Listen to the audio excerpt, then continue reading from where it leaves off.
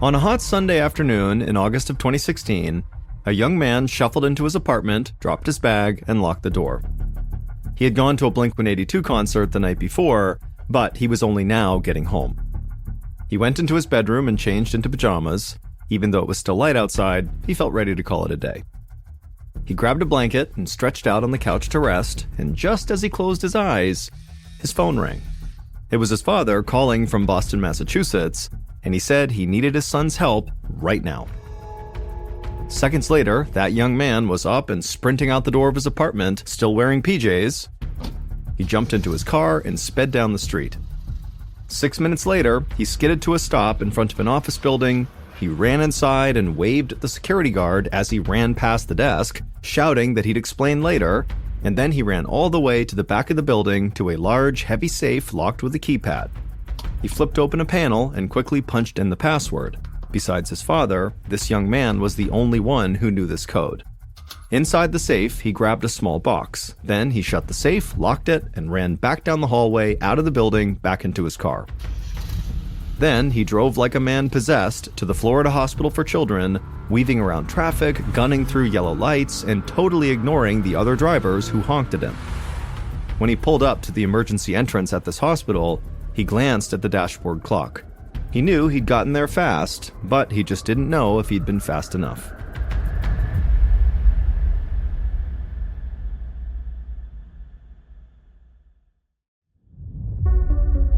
From Ballen Studios and Wondery, I'm Mr. Ballen, and this is Mr. Ballen's Medical Mysteries, where every week we will explore a new, baffling mystery originating from the one place we all can't escape: our own bodies. If you like today's story, please invite the follow button over your house for a spaghetti dinner, but instead of serving them red sauce, just dump a whole bunch of ketchup on their noodles. On this show, many of the stories we cover are about rare diseases that take people completely by surprise. But sometimes, a condition is so rare, so unexpected, it's hard to believe something like that even exists. But as the people in today's stories find out, they are all too real. On this episode, we have two stories about people who face overwhelming odds against rare, terrifying diseases. Our first story is about a teenage boy whose family vacation to visit his favorite theme parks goes horribly wrong. Then you're going to hear about a young woman whose life is turned totally upside down by a minor kitchen accident.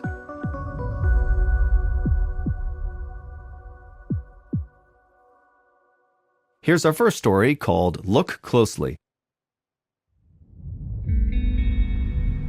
On August 6th, 2016, Sebastian De Leon was slumped in the backseat of a car heading to Orlando, Florida for a short vacation with his parents, Raphael and Brunilda. The drive from their home in Weston, Florida was only about 3 hours. But to 16-year-old Sebastian, the trip felt much longer. He had a lingering headache and his eyes felt itchy and sensitive. He drank some water, rubbed his temples, and focused on the soft rumbling of the car. Sebastian wondered if his headache might be from getting too much sun the day before, since he'd spent the whole day swimming with friends in a lake. But Sebastian worked most of the summer as a camp counselor, so he was outside all the time in the sun, and it never really seemed to bother him, so it didn't make sense to him why yesterday would be any different. Whatever the reason, Sebastian was just totally annoyed at feeling so out of it. He'd been looking forward to this trip to Orlando for weeks. Tomorrow, they had tickets to his favorite amusement park, and tonight they were staying at a nice hotel nearby. It seemed like the perfect dose of late summer fun before school started next month, but Sebastian was worried that he might not feel well enough to even enjoy it. Sebastian groaned, made a pillow out of his duffel bag, and tried to rest. Maybe by the time they got there, the worst of this would be over. But a couple hours later, Sebastian's head was still pounding as his father parked in front of their hotel. Sebastian's parents unloaded the car, and then they all headed up to their room. Sebastian's parents, Raphael and Brunilda, unpacked and got dressed for dinner, but Sebastian felt too dizzy to even think about food. So he crawled into bed and told his parents to go eat without him. He wasn't hungry. Sebastian curled up in the bed, put his blanket over his head, and hoped a good night's sleep would set him straight. But the next morning, Sebastian's head hurt even worse. and now his eyes were starting to ache as well. Even the soft glow of sunlight through the hotel window felt blinding. Sebastian asked his mom to please shut the blinds, but she told him they were closed, plus it was cloudy outside. Brunilda sat next to him on the bed and put her hand on his forehead to check if he was feverish. Sebastian winced in pain when she touched him. His skin felt prickly and hypersensitive. Even the bedsheet against his body was very uncomfortable. Sebastian tried to sit up and get out of bed, but the covers suddenly felt too heavy for him to even move. Sebastian felt confused and overwhelmed. He'd never felt so weak and uncomfortable before. It even felt hard to form clear thoughts. He heard his mom making a phone call, then his dad came in and sat beside him. Raphael told Sebastian they were going to take him to a nearby hospital. They had decided that his condition seemed too serious to wait until they got home to deal with. Sebastian's dad helped him get out of bed and get dressed. When his parents opened the hotel room door, Sebastian moaned in pain from the light and turned away. Even with his eyes closed, the light felt almost unbearable. His dad pulled a pair of sunglasses from his shirt pocket and put them on Sebastian's eyes. Then he helped him walk unsteadily down the hallway towards the parking lot. The family reached their car, and Sebastian crawled into the back seat. He heard his parents whispering to each other as they drove away from the hotel. Then Sebastian slipped into a haze.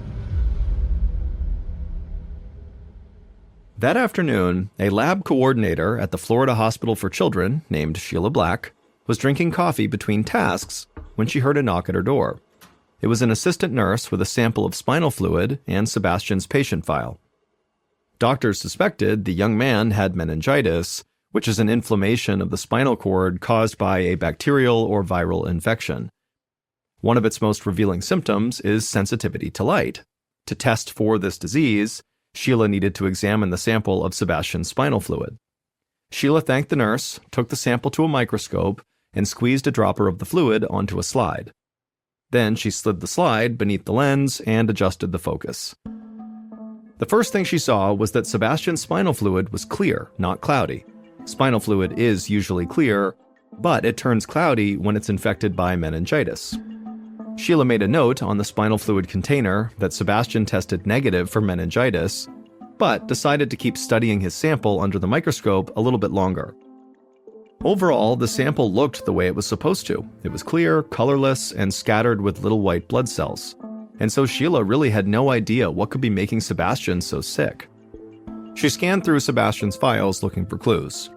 She noted his age, but then read further to where it mentioned Sebastian had gone swimming in a lake the day before his symptoms started. Going swimming in a lake was not unusual for a Florida teenager, but Sheila had recently attended a seminar about a rare type of microorganism that lives in warm freshwater lakes. When that microorganism enters the human body, it could cause an infection that seems like meningitis, but it's actually much worse. An 11-year-old boy died from this microorganism infection at her hospital only 2 years before, and so Sheila had never forgotten how heartbreaking it felt to be so powerless as that young child slipped away. Sheila hoped her hunch was wrong, but there was only one way to find out. Sheila took another sip of coffee and then leaned in and peered into the microscope again. She stared at Sebastian's spinal fluid sample for a long time, looking for one telltale sign. She couldn't allow a repeat of what happened last time. Then, suddenly, Sheila saw a flicker of movement in the sample. She blinked and looked closer. It happened again. A tiny bulge on one of the white blood cells wiggled. Maybe these were not actually white blood cells. They were something else. Something alive. Maybe they were the very organism she was afraid that Sebastian could have been infected by. Sheila called Sebastian's doctor and told him what she'd just found. If this was what she thought it was, unfortunately, Sebastian was facing a death sentence.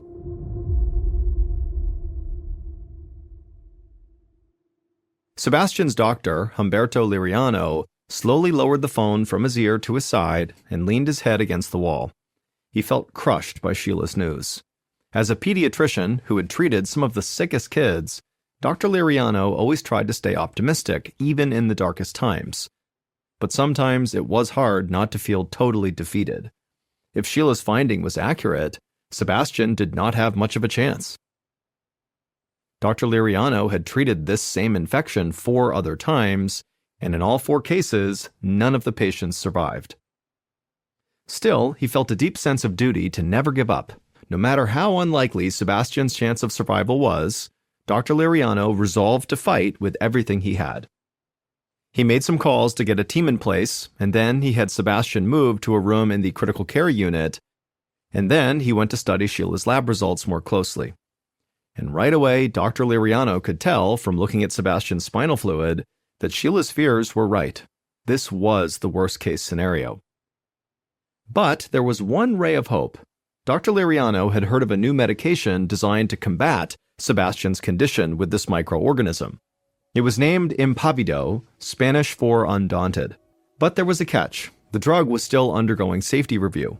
The makers of Impavido were still negotiating with the Food and Drug Administration for approval to get wider distribution, so very few hospitals were able to stock it, including the Florida Hospital for Children. Dr. Liriano called the hospital's pharmacy. He told them he had a patient who urgently needed Impavido and to call everywhere until they found some. The pharmacist said they would and hung up. Dr. Liriano paced in his office, trying to think of how else he might be able to save Sebastian in case he couldn't get this medication in time. He knew of other patients who had died waiting for it to arrive. Just then, Dr. Liriano's phone rang. It was the hospital's pharmacy. They'd gotten in touch with the Centers for Disease Control, who had already tracked down the CEO of Impavido's manufacturer, which was based right in Orlando. And they apparently said that they had Impavido available and would be happy to supply the hospital with as much as they needed. Dr. Liriano felt a rush of joy at this news until the pharmacist finished their sentence. There was one problem. Impavido was stored in a safe at the CEO's office, and the CEO was out of town. Dr. Liriano groaned in frustration. He asked how long it would be until the CEO could make it back to the office. If the medicine didn't make it to the hospital soon, it would be too late to save Sebastian. The pharmacist said the CEO was away in Boston, Massachusetts through the weekend. There was basically no way he could make it back in time. But there was one other person who had access to the safe, the CEO's son, Michael. Not only that, but Michael was already on his way to get the Impavido for Sebastian. He would then personally rush it to the Florida Hospital for Children. Dr. Liriano was ecstatic to hear this, but none of it would matter if it took too long to deliver the drug, and so he asked where this office was to gauge how long Sebastian would have to wait. And the pharmacist's answer that the company's offices were only about 10 miles from the hospital nearly brought tears of joy to the doctor's eyes.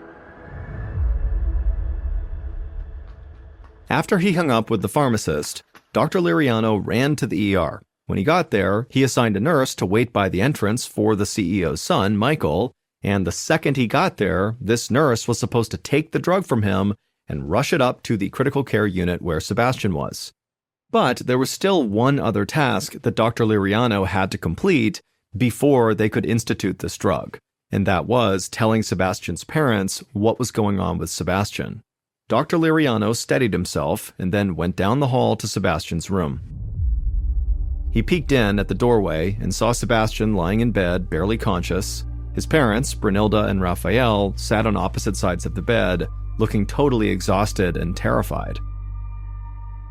Dr. Liriano stepped inside and then asked Sebastian's parents to please follow him out into the hall.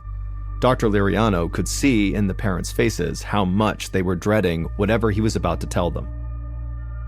Once they were out in the hall, Dr. Liriano explained Sebastian's situation as clearly as he could. He said their son had caught an infection caused by a microorganism while he was swimming, and now this infection had spread deep into his body and his life was in danger. When he said this, the parents' faces went white. They stared at Dr. Liriano blankly. He told them the good news was that a new medication was on the way to the hospital this very second. The bad news was that Dr. Liriano had never been able to use this medication before, so he didn't know for sure if it would even work. Still, it was the best and potentially only chance they had against an infection with a very low survival rate. Only 3% of people who get this infection survive.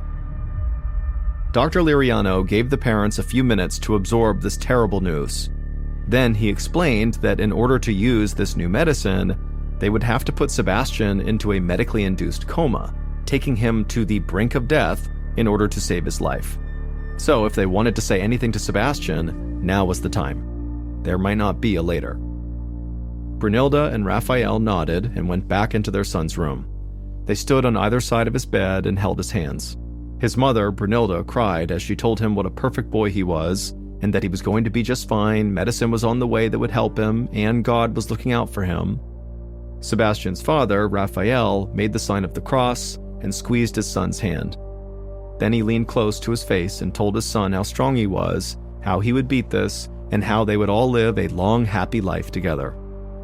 Dr. Liriano was very moved by the parents and what they were saying to their son, but at some point he stepped in and asked Brunilda and Raphael to please leave the room, and then he had his nurses prep Sebastian for the medically induced coma, which required them to drastically lower Sebastian's body temperature. The team jumped into action, prepping IVs and hooking Sebastian up to various monitors. Dr. Liriano made sure everything looked good and headed out to the reception desk to wait for the impavido. The whole floor was tense with anticipation. Then the elevator at the end of the hall dinged.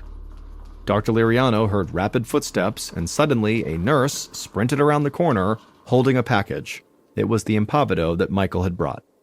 Dr. Liriano looked at his watch. He had called the pharmacy less than half an hour ago. Sebastian still had a chance. He ran back to Sebastian's room and quickly opened the container holding the impavido pills.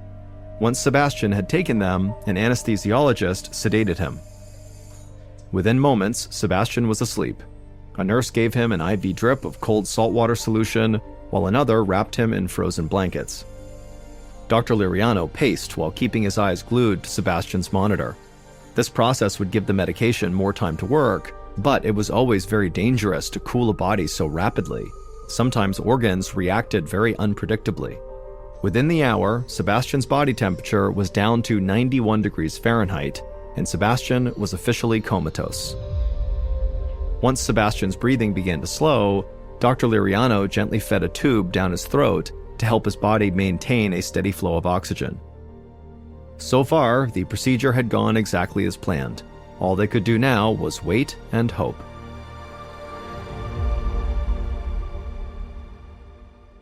The next morning, Dr. Liriano had some more of Sebastian's spinal fluid drawn to assess how the impavido was doing. He took the fluid down to the lab and studied it under a microscope, and when he looked, he let out a sigh of relief. There were already far fewer tiny wriggling creatures in the sample. The infection had significantly reduced. By the following morning, Dr. Liriano was beginning to believe that Sebastian was actually going to make it. He found Sebastian's parents half asleep on a bench in the waiting room. They jolted awake when he spoke to them. Dr. Liriano told them he didn't want to celebrate too early, but so far, all signs were very positive. When the parents heard this, they cheered and hugged the doctor tightly. But Dr. Liriano made it clear that Sebastian was not out of the woods yet. They still would have to bring him out of the medically induced coma. Dr. Liriano's team began steadily warming Sebastian's body. Minute by minute, his temperature rose until finally he was back at the normal 98.6 degrees Fahrenheit. Dr. Liriano then removed Sebastian's breathing tube and then hovered at his bedside, waiting. Then it happened. Sebastian took a big gulp of air on his own, and his heartbeat remained steady. Sebastian was out of his coma. A little while later, Sebastian's eyes blinked open. He gazed around the room like he'd just woken up from a deep sleep. Dr. Liriano immediately sent a nurse to go get his parents. Brunilda and Raphael rushed inside and threw themselves on their son. Everyone in the room clapped, cheered, and hugged. Dr. Liriano was ecstatic, but also stunned. This wasn't just a miracle, it made history. What Sheila Black found in Sebastian's spinal fluid should have killed him. It's a rare organism called Naegleria fowleri that lives in warm, stagnant waters, exactly like the lake where Sebastian had been swimming. When infected water goes up a swimmer's nose, the microorganism then travels through the body to the brain. Once there, it attacks tissue, basically eating the victim's brain. This causes swelling that eventually shuts the brain down and the victim dies. That's why this organism is commonly known as the brain-eating amoeba. But what confirmed Sheila's hunch that this was a brain-eating amoeba was the organism's particular way of moving. It uses microscopic appendages to row itself like oars on a boat. That's why the microorganisms looked like they were wiggling under the microscope. In 57 years of documented brain-eating amoeba infections, Sebastian had become just the 4th person in the United States to survive after being attacked by them. Dr. Liriano told Sebastian's parents that their son had been both horribly unlucky, but also at the same time extremely lucky. Because if the medicine that ultimately saved his life had been stored basically anywhere else, he probably would not have gotten it in time. Of all the places in the world the medicine manufacturer's headquarters could be, they were also in Orlando, just a few miles from the hospital where Sebastian was. All told, it took less than 20 minutes for the CEO's son to rush and get the medicine and deliver it to the hospital. A few hours after coming out of his medically induced coma, Sebastian was able to speak again. It took 2 years for him to regain all his motor skills, but eventually he made a full recovery.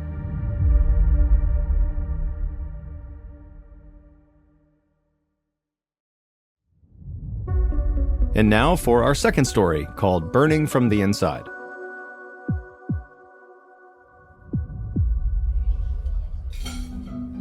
On a Sunday night, just after Christmas in 2015, 27-year-old Kayla Hansen weaved through the crowded dining room of Grimaldi's, a popular Italian restaurant in Peoria, Arizona.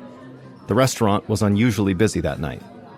As the manager, it was up to Kayla to keep things organized. So she was doing a little bit of everything, helping out the waitstaff, checking on customers, and generally just making sure everything was running smoothly. For someone less experienced, this whole night might have been totally overwhelming. But Kayla was a veteran and workaholic who regularly put in 60 or 70-hour weeks. She was totally in her element. Closing time was fast approaching, so Kayla grabbed an order of pasta and raced out of the kitchen. As she crossed through the doorway, though, she let her guard down for a second and collided with one of her servers.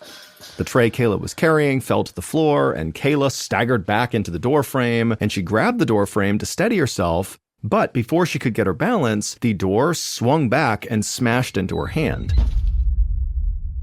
Kayla cried out in pain and yanked her hand back. The server apologized and ran to get some ice, but Kayla waved her away. She wasn't bleeding, and she figured she just didn't have time to ice a minor injury like this. Kayla's hand was in a lot of pain, and she could feel it aching right away, but she shrugged it off and helped the waiter clean up the food that had spilled. Then Kayla finished up her shift and headed home, ready to get some sleep.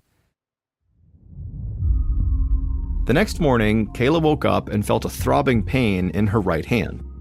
She looked down and saw that it was totally swollen and the skin was bright red and tender.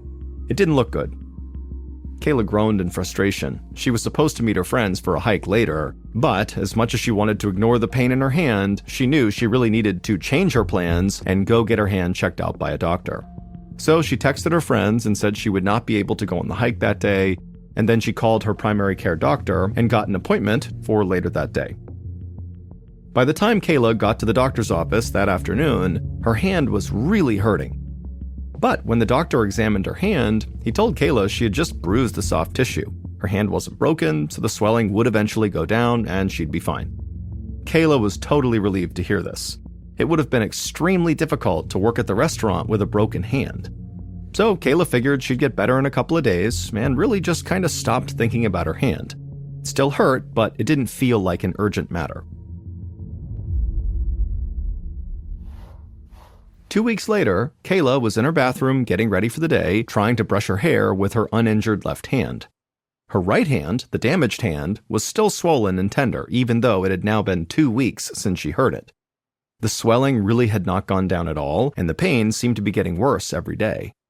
In fact, the pain had gotten so bad on several days over these past 2 weeks that she'd had to call into work sick.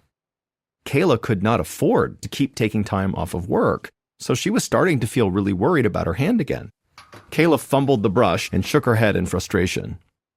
Then, just kind of out of instinct, she picked the brush back up with her damaged hand. and as soon as she grabbed it, it felt like an electric shock ran up her right arm. Kayla immediately dropped the brush and then grabbed her injured hand.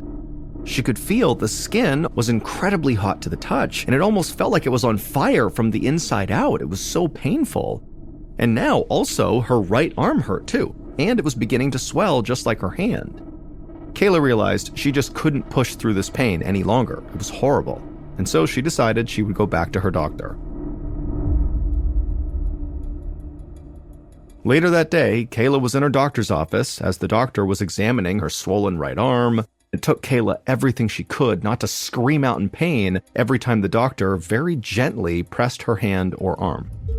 After the doctor finished his exam, he told Kayla that this was clearly more than just a bad bruise to her hand. But it was not clear to the doctor why Kayla was in this much pain. Her tests and x-rays showed nothing was wrong with her. The doctor thought maybe it was something nerve-related. So he referred Kayla to a pain specialist named Dr. Nicholas Scott, whose focus was on identifying and managing chronic pain conditions. Kayla very carefully cradled her right arm as she thanked the doctor, and then she got up to leave. She hoped Dr. Scott would be able to help her, because she really didn't know how much more pain she could bear.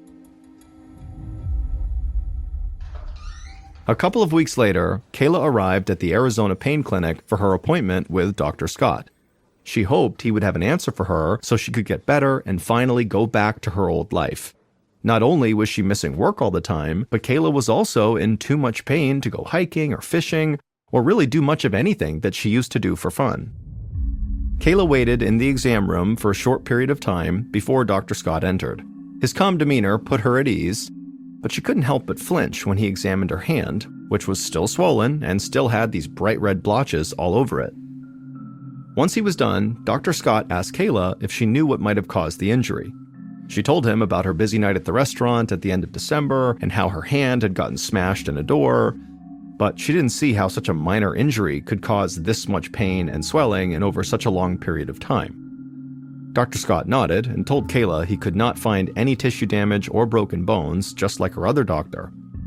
However, he believed she had developed a rare condition called Complex Regional Pain Syndrome, or CRPS. It can develop after there's been nerve damage. He explained that a nerve in Kayla's injured hand was misfiring and sending signals to the brain that she was in extreme pain, even though the original hand injury was not that bad. Dr. Scott told Kayla that there was no cure for CRPS, but they could find a way to manage the pain and the burning sensation until it went into remission. Now, it usually went into remission after only a few months, but unfortunately for some, as the doctor explained, it could take a few years. Dr. Scott said they had no way of knowing which group Kayla would fall into. Kayla was relieved that Dr. Scott had a diagnosis, but the possibility of living with such excruciating pain for years on end was terrifying. She just hoped that the doctors and her medical team could somehow get this pain under control and get her back to normal life soon.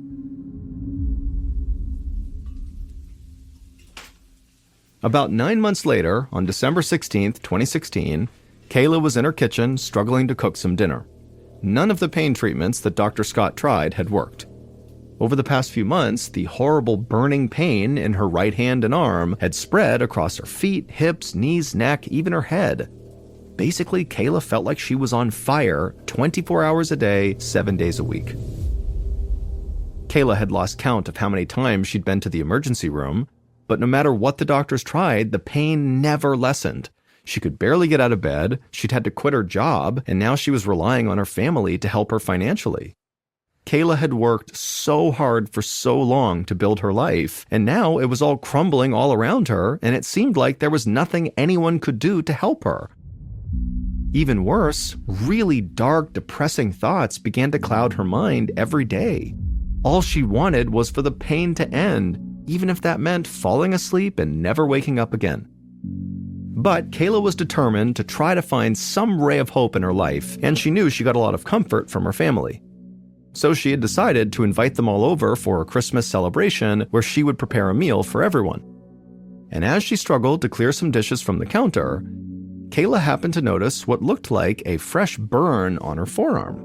She tried to remember how she did this, maybe she bumped into the stove or something and didn't notice, but she really had no memory of getting a burn. Thankfully, though, the burn was small and didn't get any worse, and so Kayla was able to successfully host her Christmas party. It was only a small get-together, but the visit really lifted Kayla's spirits. But on the morning of December 20th, so 4 days after that Christmas party where she noticed that burn on her arm, Kayla woke up to find that her forearm, from hand to elbow, was now completely covered with these small circular burns, just like the one she had noticed 4 days earlier. They looked like someone had stuck her with a white-hot poker, leaving behind bright red blisters. But obviously that wasn't happening. These burns were somehow forming from underneath her skin. Kayla was shocked, and she lifted her arm up to get a better look. When she flexed it at the elbow, the movement caused the burns to crack open and start to bleed. It hurt so much, Kayla couldn't even think. She immediately laid back down and kept her arm at her side to avoid causing any more damage. Horrible thoughts began to fill her mind as she lay there in bed that morning. Kayla imagined grabbing a sharp knife and just cutting her arm off to escape the pain. She kept thinking about the incredible relief that would bring her. But then she realized cutting her arm off would be pointless because she knew from experience that these horrible pains she was experiencing would always eventually travel to the other parts of her body. Kayla gritted her teeth and then reached for her cell phone and called Dr. Scott. He was astonished by her alarming new symptoms. People with CRPS did sometimes develop burns like this, but Dr. Scott knew that was incredibly rare. In fact, it happens so infrequently within CRPS patients that nobody knew how to make it stop. So for now, the only advice Dr. Scott could give was for Kayla to get to the emergency room and hope the doctors there could do something to treat her burns. When Kayla hung up, she just started crying. She was in so much pain, she was so uncomfortable, and she knew that she was gonna go to the hospital because she was gonna do what she was told, but she knew they were not gonna be able to help her. No one could. Kayla was right. The doctors at the emergency room when she got there were totally baffled by her condition.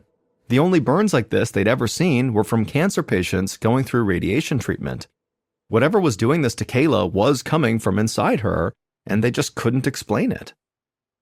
Kayla left the emergency room and headed home, still in total agony and feeling completely defeated. The days turned into months, the months turned into years, and at times Kayla's situation felt completely hopeless. Somehow, she always found the strength to keep going despite the unbelievable pain she was always in.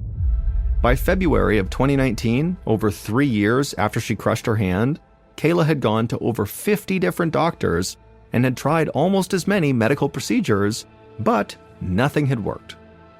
Finally, though, on what felt like her millionth trip to the hospital for the burns that covered her body, the doctors were at least honest with her.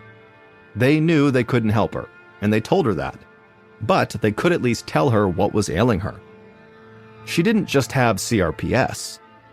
She had the worst case of CRPS they'd ever seen, and perhaps one of the worst the world has ever seen.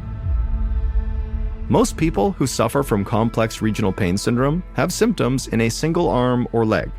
Unfortunately for Kayla, she suffered from symptoms across her entire body. In other words, she had a unique version of this very rare disorder. One doctor described it as stage 4, the most severe and painful form of CRPS.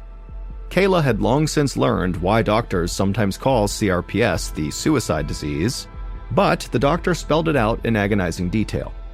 The pain experienced by victims of CRPS can be worse than childbirth, broken bones, or even amputations. The suffering can get so intense that up to 40% of CRPS victims express a desire to want to kill themselves to get rid of the pain. Kayla winced at that last detail because she knew she fell into that 40%. She had had those dark thoughts. And in fact, lying in the hospital bed at that very moment, she couldn't help but think about dying and how really it would be so much easier to just die, because then she wouldn't feel the pain and she'd stop being a burden to her parents and family. Over the next few days, doctors and nurses streamed in and out of Kayla's room really just to see the patient with the extraordinary case of CRPS. Some even took pictures of her just for documentation. Kayla started to feel like she was not really a patient and more of an animal in a zoo exhibit. Then eventually, Kayla's doctors discharged her from the hospital after this latest flare-up subsided, but they were unable to offer any further relief from her crippling full-body pain.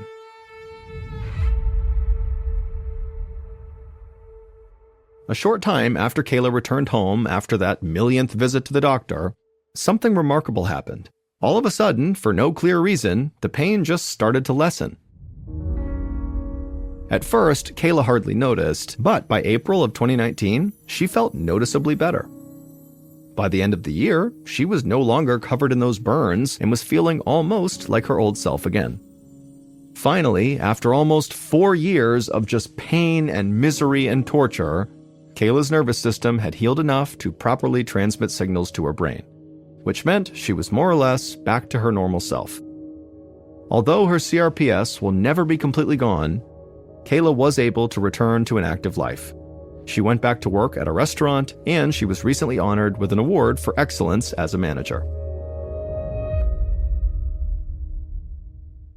Befriended a very wealthy landowner in Georgia who offered them access to one of his best private hunting areas. And just a couple of days later, on October 5th, Eben and his father would take him up on the offer. They woke up super early and they drove out to the edge of this property that was actually fenced in. And they went to a main gate where they had the combo that this guy had given them. They punched in the combo, opened up the gate, drove in, shut the gate, locked it, and then continued down the access road. They followed this road for about 2 miles where it came to a stop right outside of this huge forest. They parked their truck, they got out, they put on their gear, and in the pre-morning darkness began hiking into the woods. Even though they were there primarily to hunt, Eben and his father secretly enjoyed just hiking around the woods and camping out, and any chance they got to extend their hunting trips, they would, even if the hunting wasn't good. And so since they spent a ton of time in the woods together, they noticed almost immediately when they walked into this particular forest that something was off. There's no birds, there's no animals. Silence. It's just totally silent. The only sounds they heard that were not them was a single plane that passed overhead. Although they found this very odd, they figured, you know what, this is private property, not a lot of people are out here. I'm sure as soon as we showed up, the animals were aware of us and they've scattered. They finally make it out to the hunting stand that the owner had told them about. They get all settled in, they're getting ready to see some animals. And all day long, they don't see a single animal. They don't hear a single animal. In fact, again, it is just completely silent. Frustrated, they began packing up their stuff, making their way down off the stand, and they started looking for a place to make camp for the night. And Eben's father suggested, well, hey, you know, there's obviously nothing over here. It's been quiet all day. Why don't we walk deeper into the woods a little ways, set up camp there, so tomorrow we have a better chance of seeing some animals. So they hiked for about an hour farther away from where they parked their truck, and they reached this clearing, which is perfect for setting up their camp. And so they set up their tent, and Eben's father says, hey, you know, we still got some daylight. Do you want to go try our luck and see if we can see some animals out here now? Eben's like, yeah, why not? So they hike a little ways away from their campsite and they set up their blind, and once again, they don't see any animals. It's totally quiet. And so they turn around and they start heading back. As soon as they could see their campsite, which really was just their tent, they noticed that their tent was now collapsed. And Eben's father turns to him and says, oh, it must have been the wind. And Eben says, no, it couldn't have been the wind, because all day today we have been commenting on how quiet it is and how the fact that there's no weather, no wind, no anything is heightening the fact that it's completely silent. So it could not have been wind. So Eben's father is like, well, when you set the tent up, did you not put the posts into the eyelets? Did you not build it correctly? And Eben's like, no, I've made that tent like 1,000 times. I know it was set up correctly. They walk into their campsite and they look down at their tent, and they're really confused at what they see. The 2 rods that go in an X over the top of the tent that thread through nylon loops and then anchor at 4 different points on the base of the tent, well, they had been removed from the 4 corners. And if you know how a tent works, it works on tension. And once you have a rod anchored in 2 points, it doesn't just pop out. It's anchored at 2 sides. It's actually difficult to remove each anchor. Once one is out, the other comes out easily. But basically, the rod would need to break in order for it to come out of those anchor points, or someone would have to come over and remove it. And they didn't remove them, and none of the rods were broken. Which leaves them with either they failed to set up their tent, even though they had distinct and clear memories of setting it up and double checking it was set up because they put gear inside of it, or someone came over to their campsite while they were gone and undid the four corners. They decide, you know what, it can't be some stranger coming over here because we're the only ones with the gate combo. This is private property and no one could have been here. And why would they do that if they came to our campsite? Why would they randomly collapse our tent and then vanish? So it had to be us. We must have not made the tent. And while they didn't really believe that they had not made their tent, they convinced themselves that that's what happened because the alternative was just too bizarre and frankly terrifying to consider. So they build their tent and they make a little fire and they stay up for a little while chatting before being tired and saying, okay, let's just go to bed. They extinguish the fire, they get in the tent, and they both fall asleep. A couple hours later, Eben wakes up suddenly and he's not sure if he's dreaming or not, but he thinks he hears someone laughing a couple hundred meters behind their tent off in the woods. Eben instinctively turns to make sure his dad is still in the tent with him, and he is. And then Eben starts listening really intently to what's happening outside. And all he can hear is silence, like it's been since they got in the woods. He doesn't hear any more laughter, and so he says, okay, I must have just been dreaming, and there wasn't any laughter out there, and eventually Eben goes back to sleep. A little while later, Eben wakes up suddenly again, except this time his dad is already awake and looking around anxiously. And Eben sits up and goes, what's going on? And his dad goes, shh. And he goes, can you hear that? And Eben listens, and to his horror, he hears laughing.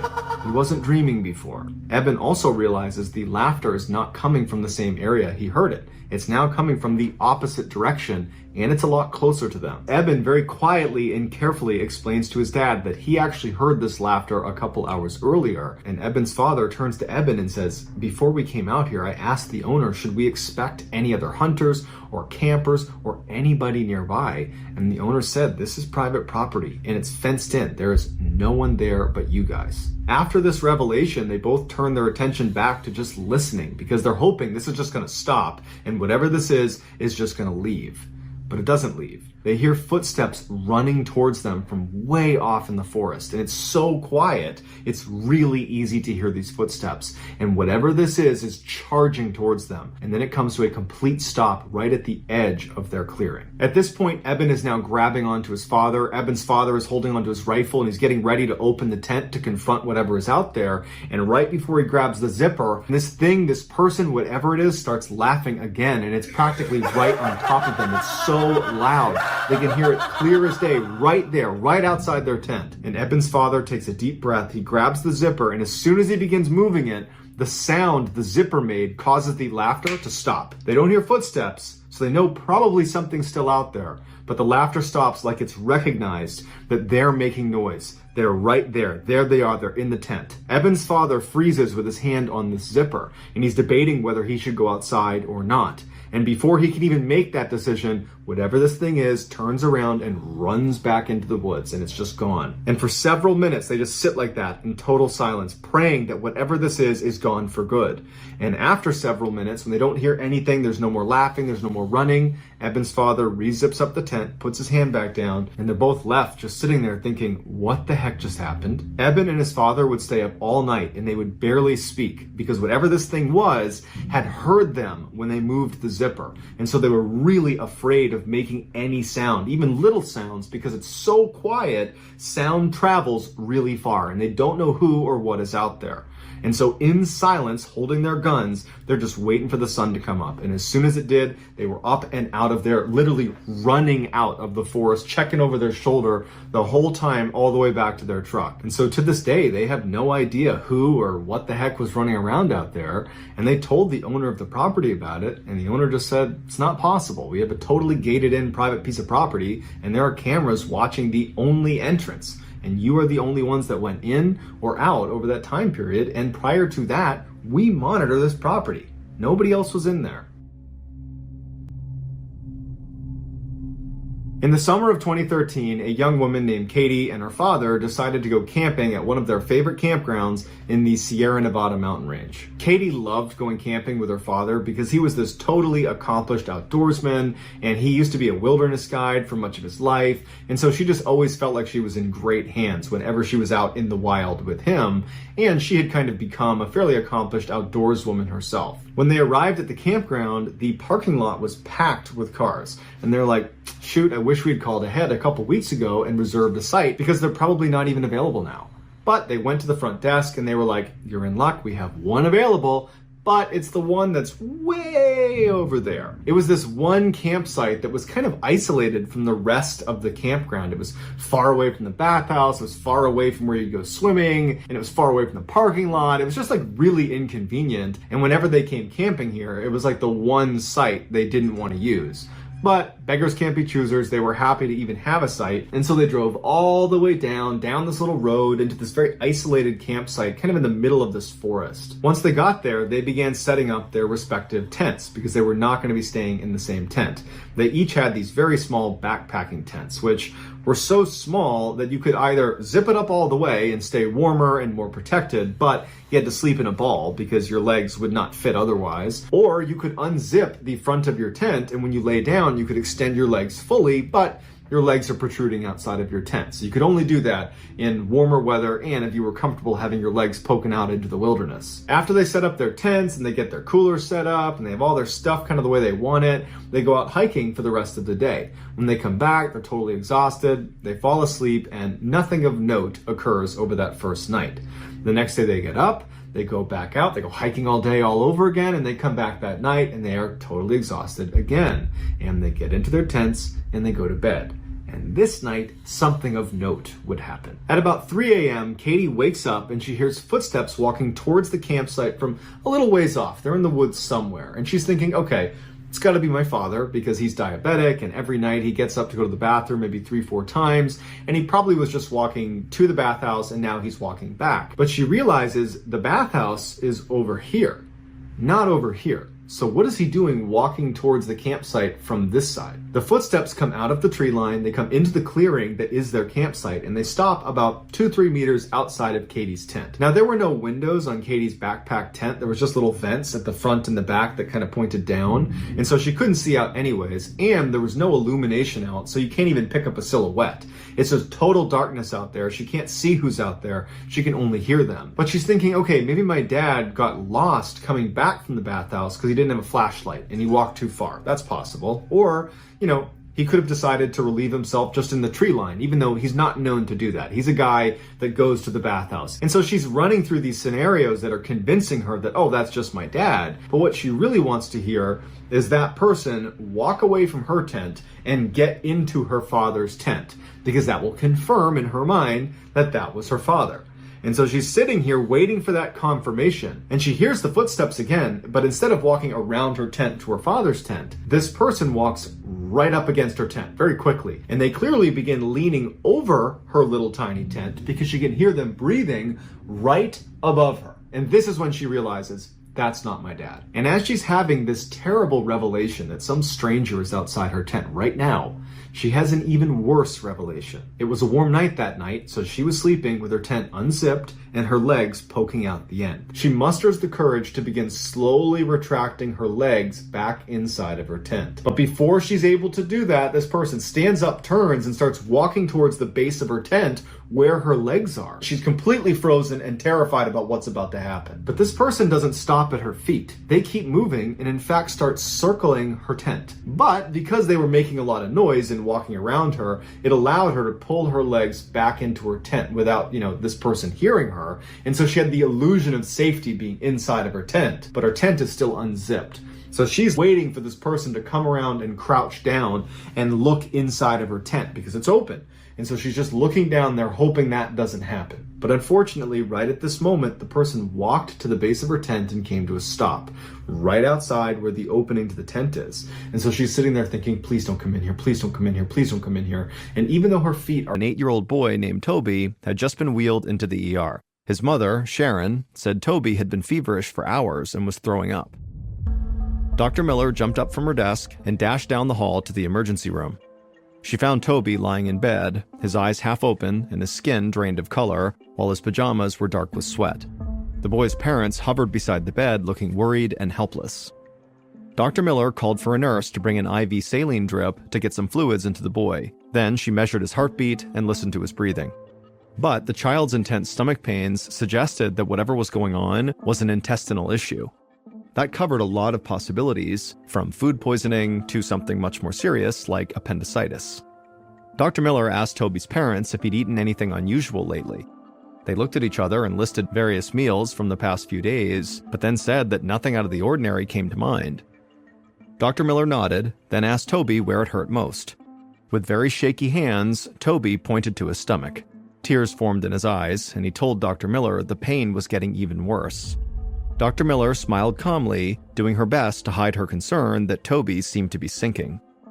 The doctor grabbed a phone off the wall and called the lab to order blood and stool samples. That would likely identify what was happening inside of Toby's body. The doctor was pretty sure it was some kind of food poisoning, but the boy's intense discomfort suggested that it could be more serious than your run-of-the-mill 24-hour stomach bug. Dr. Miller took the parents aside and told them to make a list of every food and every place that Toby had eaten in the past 4 days. Dr. Miller promised they would find out what was happening to their son, and they would do everything in their power to make him right again. A few hours later, Dr. Miller's phone rang. It was the lab with Toby's results. They found blood in Toby's stool, which indicated intestinal bleeding, most likely from bacteria in his food. So Dr. Miller had apparently been right. It was some kind of food poisoning. Now they needed to figure out what kind of food poisoning it was. The lab technician said they had already isolated the bacteria from Toby's stool for closer analysis. Dr. Miller thanked the technician and hung up. The good news was that they were now closer to knowing what was making Toby sick. But the bad news was, until then, Dr. Miller could not really aggressively treat Toby's illness. For many bacterial infections, the best treatment is antibiotics, but with certain strains of bacteria, such as highly toxic strains of E. coli, antibiotics can actually make the patient sicker or even kill them. So for now, all Dr. Miller could do was keep Toby's fever down with medication and his dehydration at bay with an IV drip. Dr. Miller checked in with Toby's parents and told them to get some rest and that she would be back at the hospital first thing in the morning.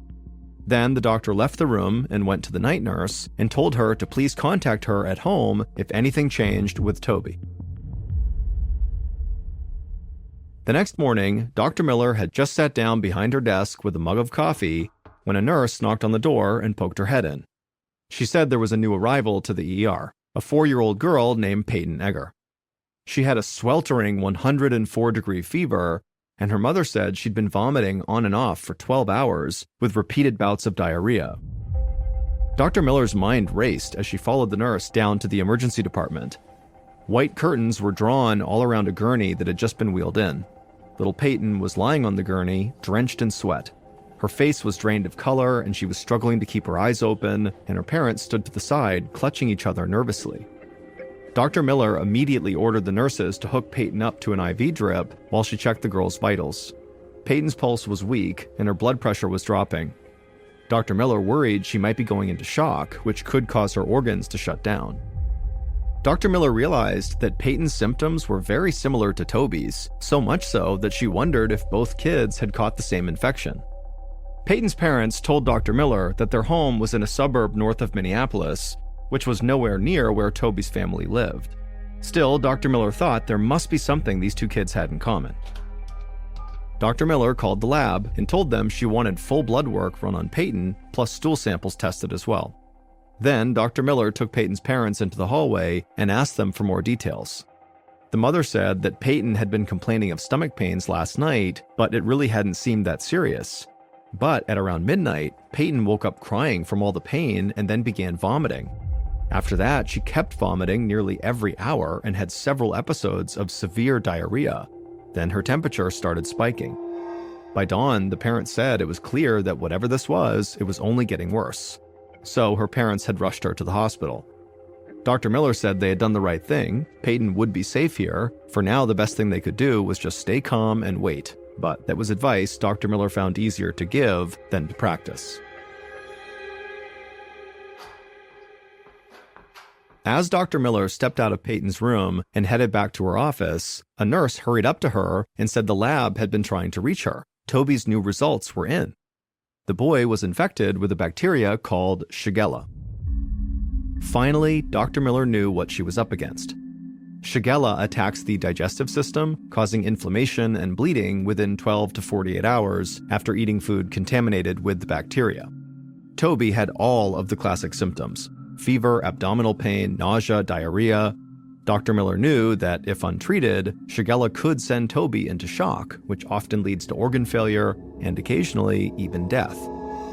But at the same time, Dr. Miller was relieved. Although Shigella was obviously serious, it could be defeated with antibiotics, so she could finally start treating Toby. Dr. Miller told the attending nurse to prepare antibiotics for Toby and begin administering them as soon as they were ready.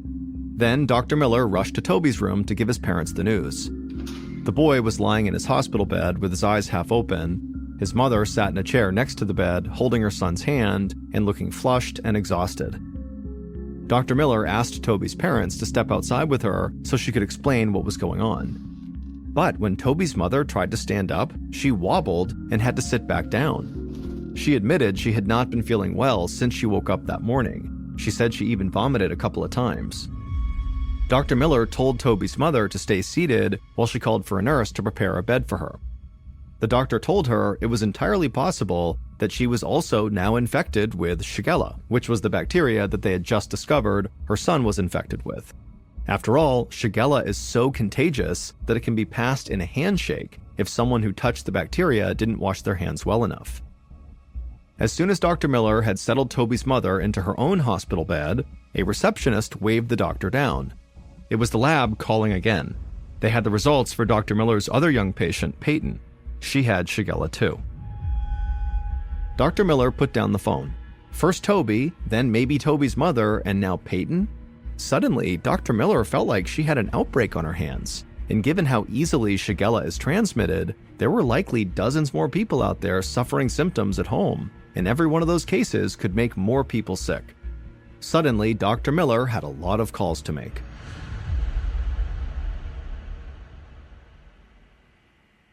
Later on that same afternoon in August of 1998, a young epidemiologist at the Minnesota Department of Health named Dr. Julie Wickland was sitting at her desk when her secretary buzzed. She told her there was an urgent call coming in from a local hospital. Dr. Wickland was only in her 20s and still trying to prove herself professionally, but one thing she had already learned was that being an epidemiologist meant everything was a potential emergency. People's lives were always on the line. She picked up the phone and called Dr. Miller, who described the potential Shigella outbreak she was facing, 3 cases in her hospital, and likely a lot more people at home right now who just weren't sick enough to head to the hospital yet.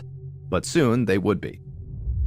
Once Dr. Wickland was done hearing from Dr. Miller, she requested to have Toby and Peyton's families fill out food history charts with everything they had eaten in the past 4 days.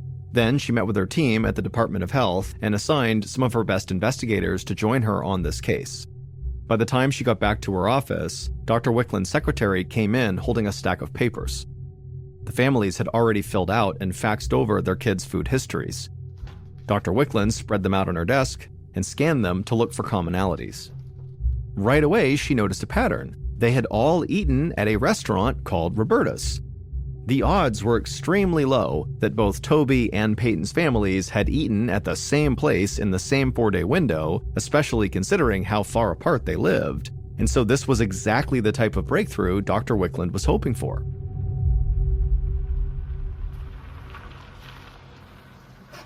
An hour later, Dr. Wickland and 2 other health officials stepped out of a dark sedan in front of the restaurant Roberta's, a modest neighborhood eatery.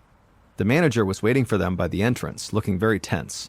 The restaurant was temporarily closed for the rest of the day so that Dr. Wickland and her team could go and conduct their investigation there. Dr. Wickland needed to inspect every aspect of the restaurant's food handling for possible sources of contamination, such as spoiled food or dirty water. Dr. Wickland assigned one investigator to record the temperatures inside the refrigerators and freezers, while another investigator took water samples from all the sinks and taps. Then Dr. Wickland studied every step in the food's journey to the table, from the delivery area to the storage room to the food prep stations.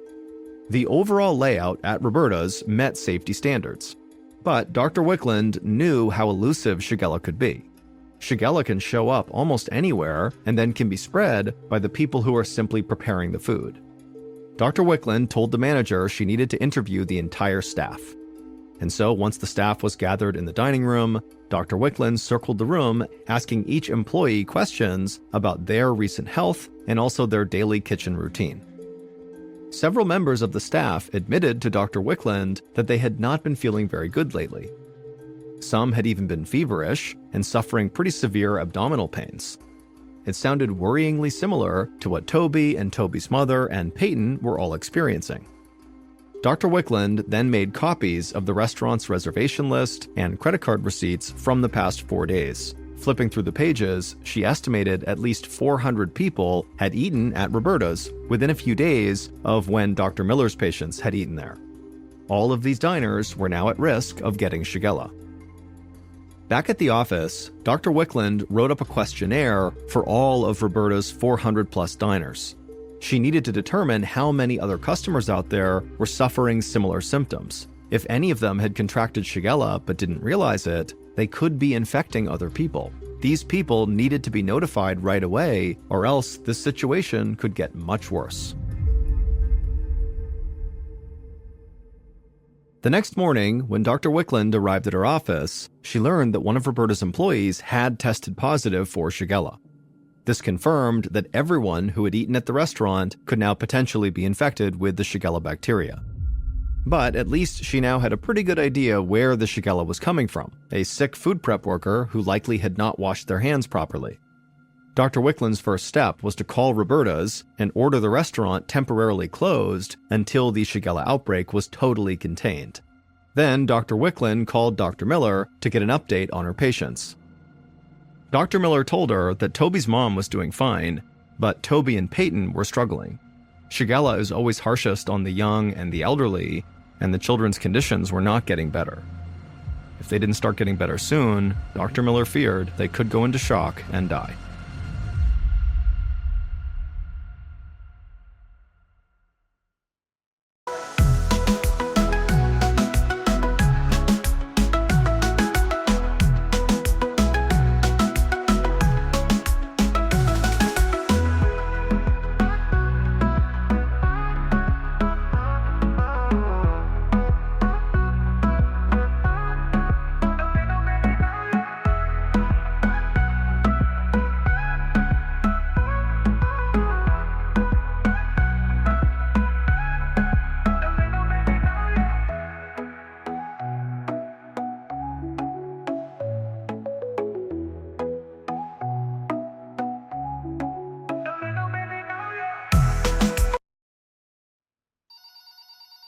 Early the next day, Dr. Wickland's phone rang with new results from the lab.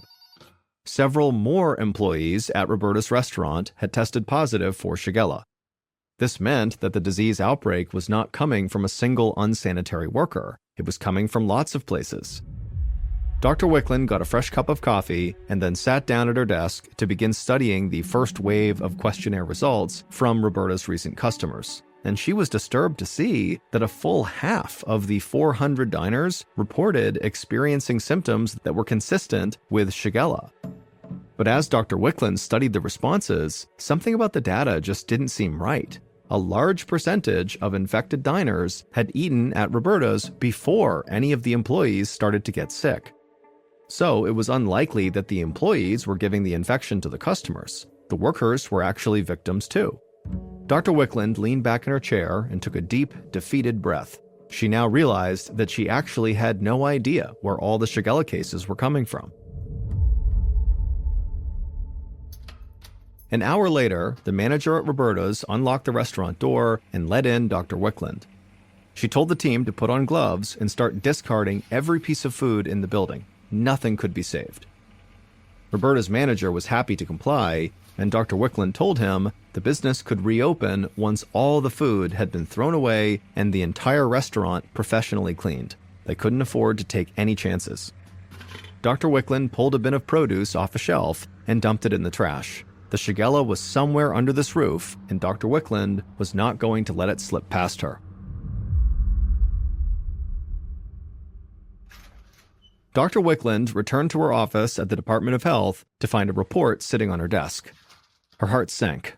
It was the details of another case of Shigella, this time north of Minneapolis. a 33-year-old woman had been rushed to a hospital after hours of vomiting, fever, and diarrhea. The night before, the woman had eaten at an upscale restaurant in her neighborhood called Marty's. Not only that, but she'd gone to the restaurant with multiple friends, all of whom had been contacted and reported feeling sick. But Marty's restaurant was very far from Roberta's. For this illness to strike two restaurants in entirely different areas, miles apart from one another, was extremely rare. Dr. Wickland sighed and called the manager at Marty's to tell them the restaurant would have to close until further notice. She said that a health official would be there shortly to collect their reservation list and credit card receipts, and all their recent diners would need to be contacted about the disease outbreak. Dr. Wickland then called a meeting with her investigators to brainstorm. She felt lucky that there had been no fatalities so far, but she also knew that young children were in the greatest danger.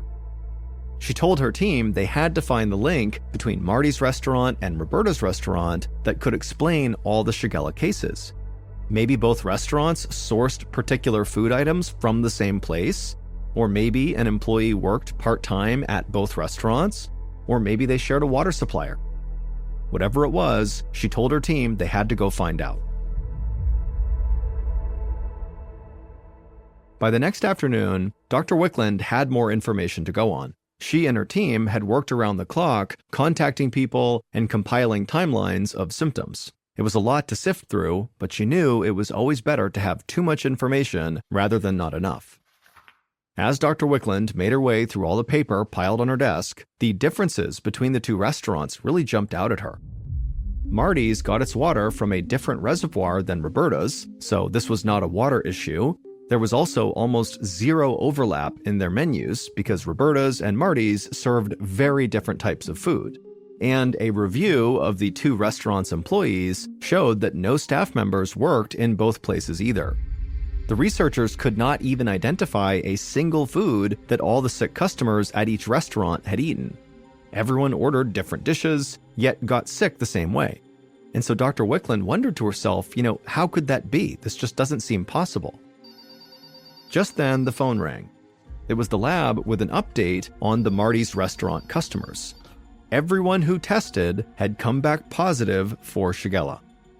The lab had also done a genetic comparison of the Shigella bacteria from the Marty's diners and the Roberta's diners, and they found them to be identical. Clearly, both restaurants had been contaminated by the same source. Dr. Wickland thanked the technician and hung up. She felt stumped, exhausted, and ready to call it quits for the day, but she did have a couple more calls to make. The first one just to check up on Toby and Peyton. On the other end of the line, Dr. Miller sounded equally exhausted. She said Toby was still bedridden because his body was not responding to the antibiotics. He was now faced with a painful and slow recovery. Little Peyton Egger was even worse.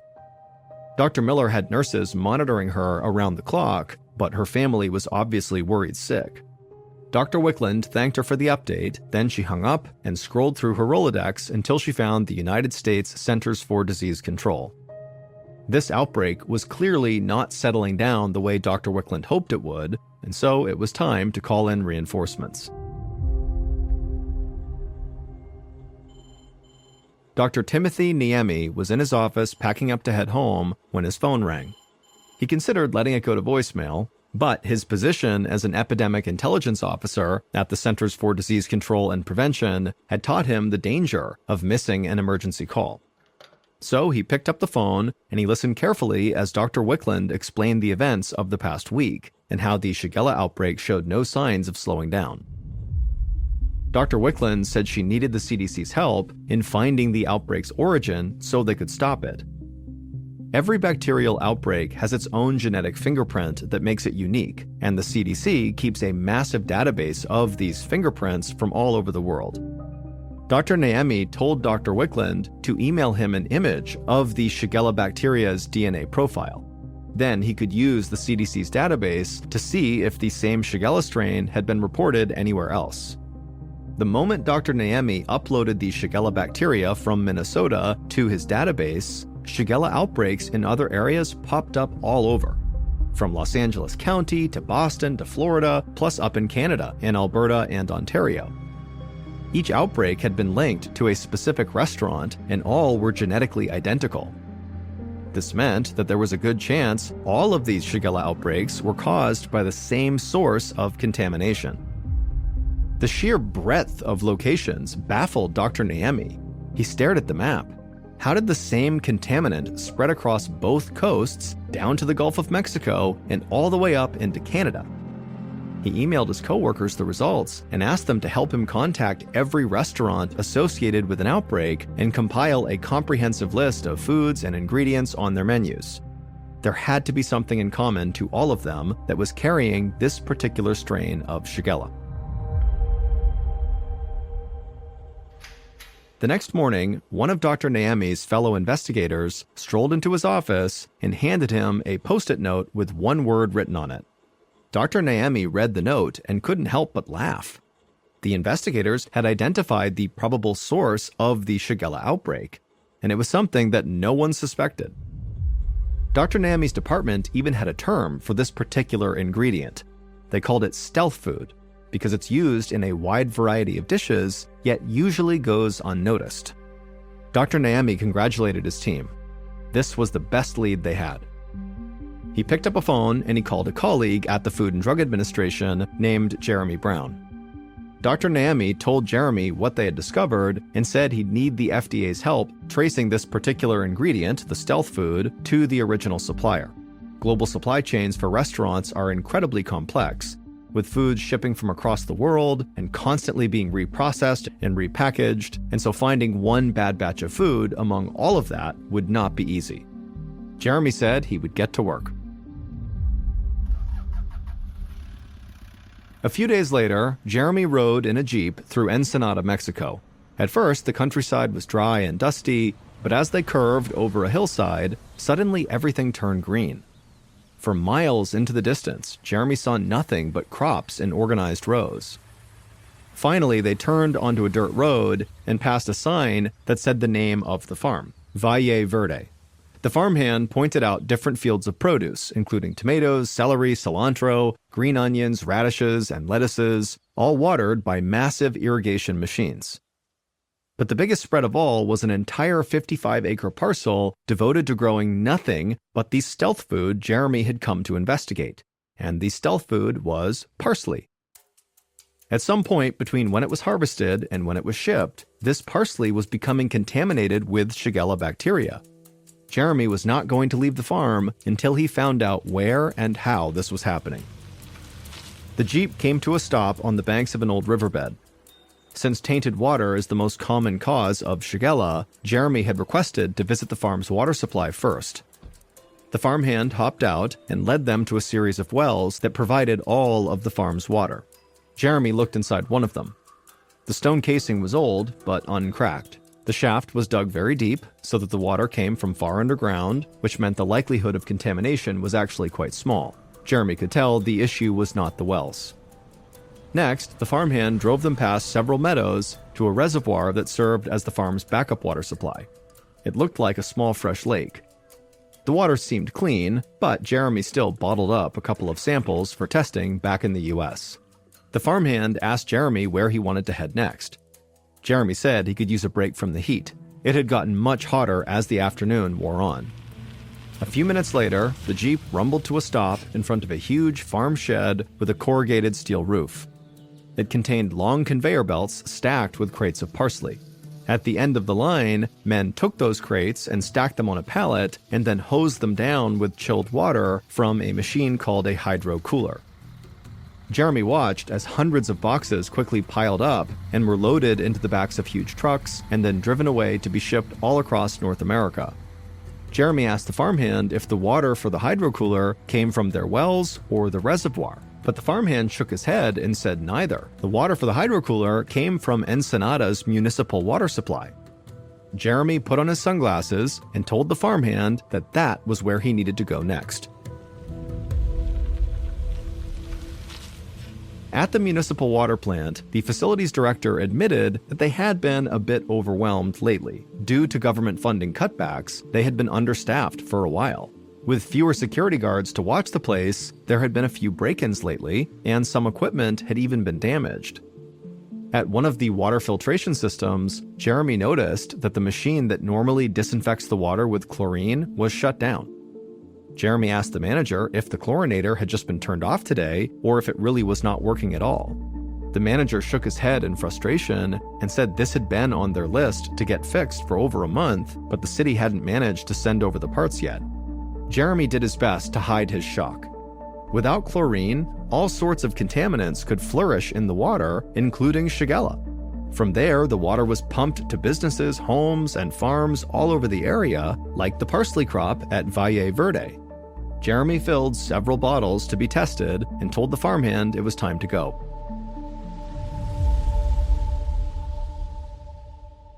Days later, Jeremy got his results. Ensenada's municipal water was loaded with Shigella. And it was the same strain as the one found at Roberta's, Marty's, and all the other restaurants.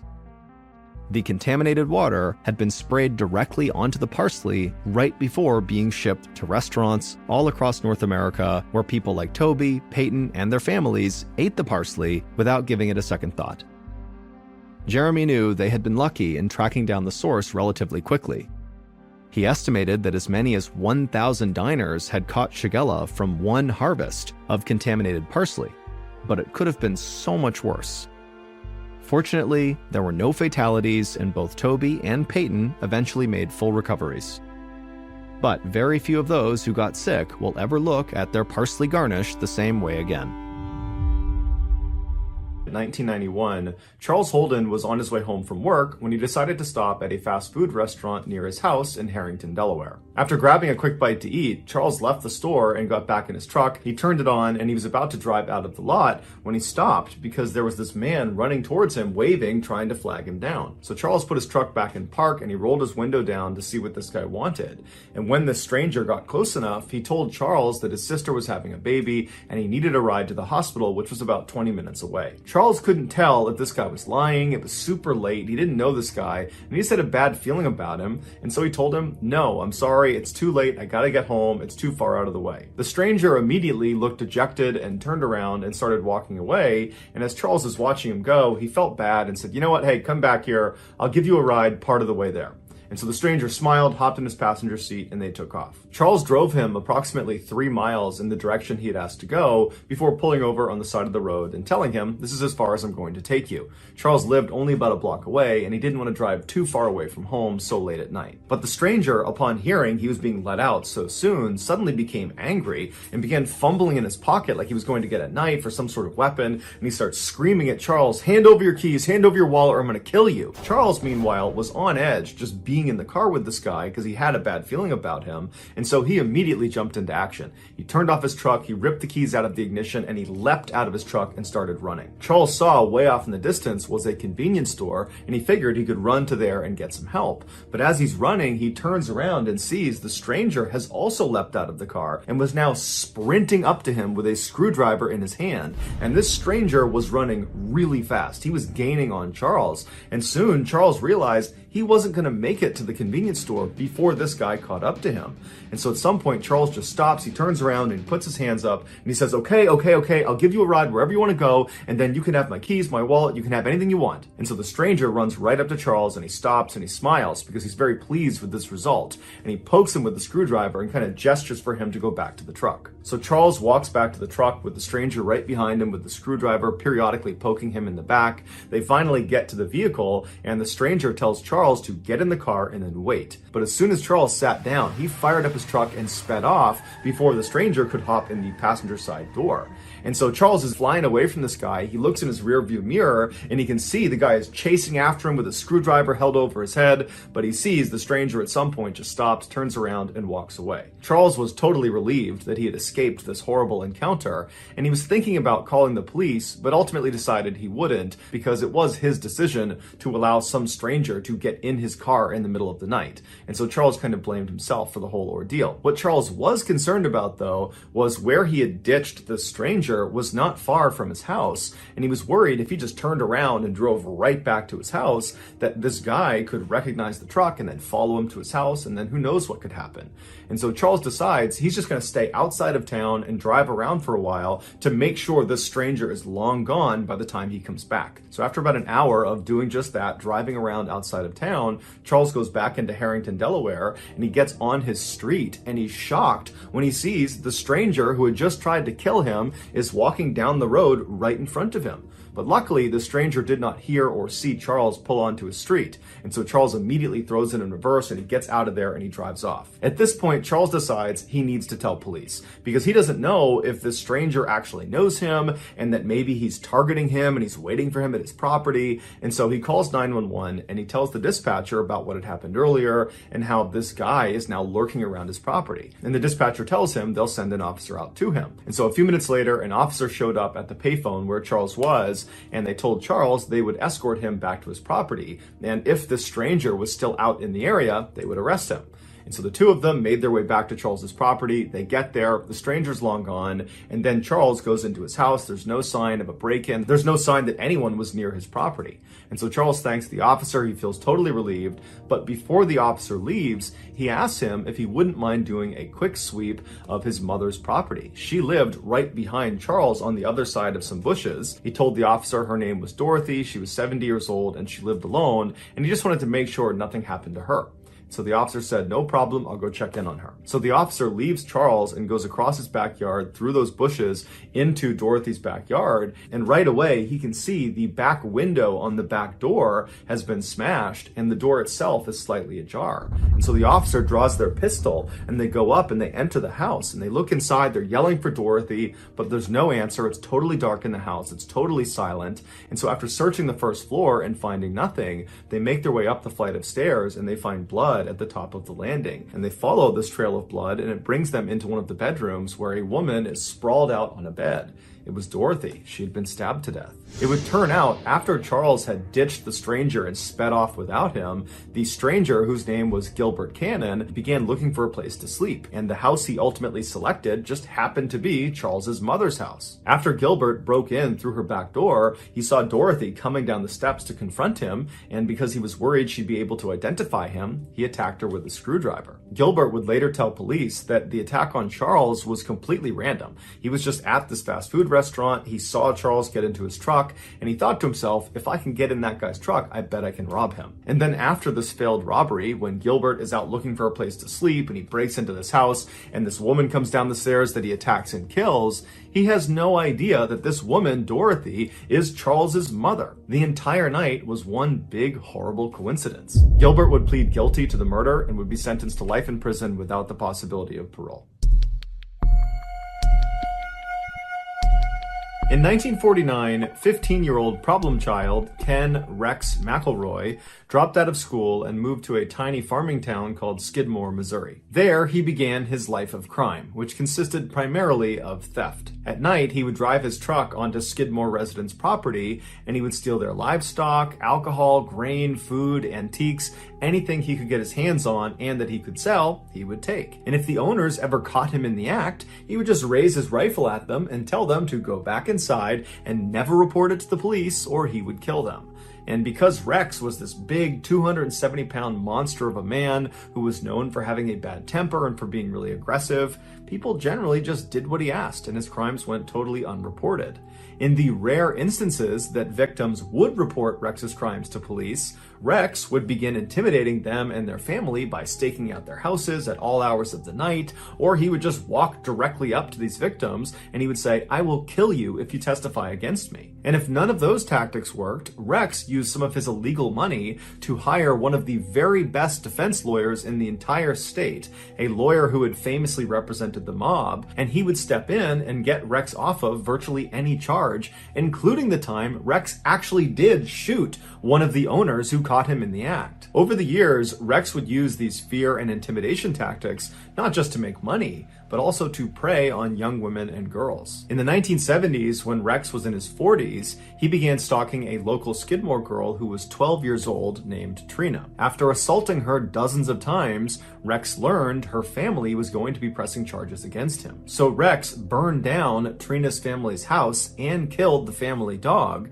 and then threatened to kill the entire family unless they signed paperwork that would legally marry their daughter Trina to Rex. This would protect him legally in case they pressed any charges against him. After the family finally relented and signed off on the marriage, Trina was forced to come live with Rex at his house, and within 2 years, she became pregnant. After the birth of her child, she took her baby and tried to run away from Rex, and she ran back to her family's new house, and she was hiding there, but Rex tracked her down. He took her and their baby back, and then Rex proceeded to burn her family's house down again, and again killed their new family dog. By the end of the 1970s, Rex wasn't only just the most hated person in Skidmore, he was the most destructive person. He had hurt so many people in town, but it seemed like no one could do anything about it. It was like he was untouchable. Then a single piece of candy changed everything. In 1980, one of Rex's children was at a local grocery store in Skidmore when they were caught stealing a piece of candy. When the shopkeeper asked the child to put the candy back, they refused,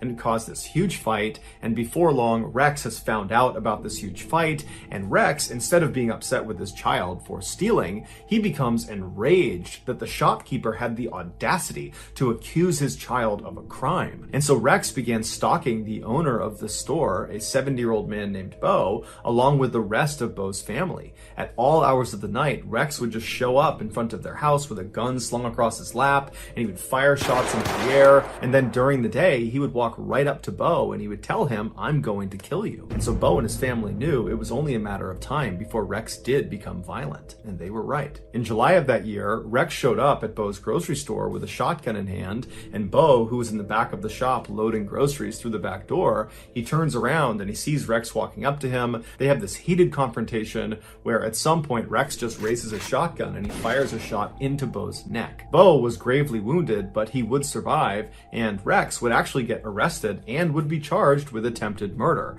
And it seemed like, for once, maybe Rex was actually going to get what was coming to him, but he didn't.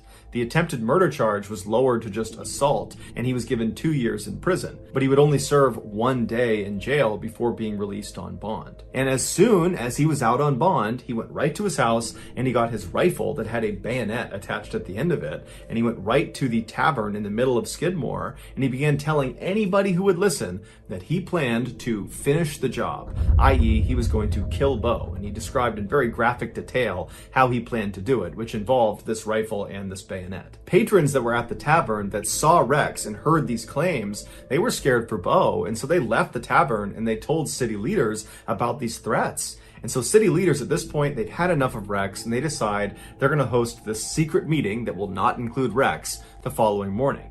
So the next morning comes around and all these angry residents, they come to this meeting and they begin discussing, how are we going to handle Rex? We can't use police. We can't use politicians. Nothing can be done. So what are we going to do? How are we going to put an end to his reign of terror? And after a while, they came up with a plan. And after the meeting was done, everybody left the town hall, they got their guns, and they made their way over to the tavern where Rex was seen earlier that morning. About 40 of these armed men surrounded the outside of this tavern, and once they were all in place, another smaller group of men that were all armed walked inside the tavern, and they saw Rex sitting at the bar with Trina sitting right next to him. And so these men, they walk up right behind Rex, uncomfortably close, right behind him, and they just stand there with their guns looking at him. And at some point, Rex turns around and sees them, and he's about to lash out and start fighting them, but he realizes he's totally outnumbered, and these men that are standing all around him, they look like they mean business. And so he stands up, he grabs Trina, and he brushes past them, trying to act tough, and he walks out of the tavern. When he gets outside, he's taken aback at this additional group of armed men,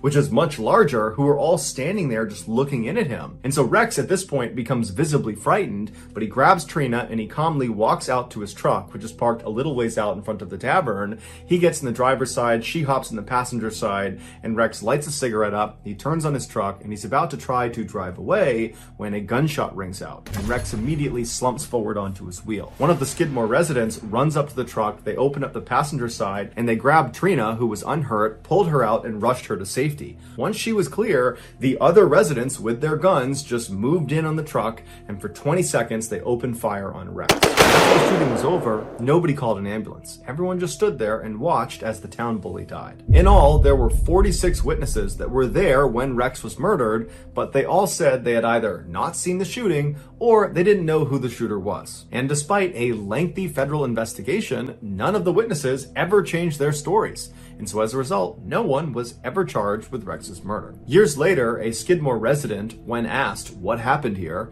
they just said, "That man needed a killing."